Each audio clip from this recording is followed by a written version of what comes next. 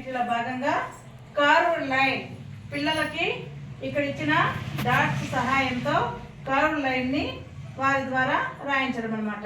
మనం మొట్టమొదటి ఏం నేర్చుకున్నాము? స్టాండింగ్ లైన్ అంటే నిలువు గీత, స్లీపింగ్ లైన్ అడ్డ గీత, కర్వ్డ్ లైన్ దీని తెలుగులో ఏమంటాము? అర్ధ చంద్రాకారము.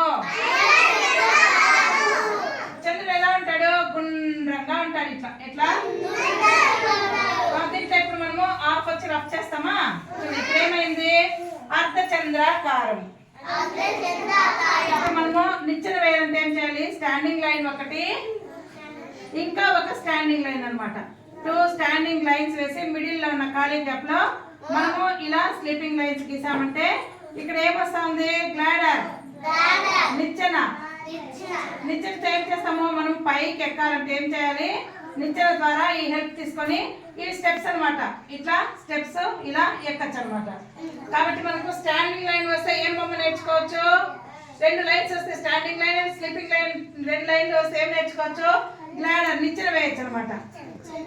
ఇదేమో స్టాండింగ్ లైన్, ఇదేమో స్లీపింగ్ లైన్.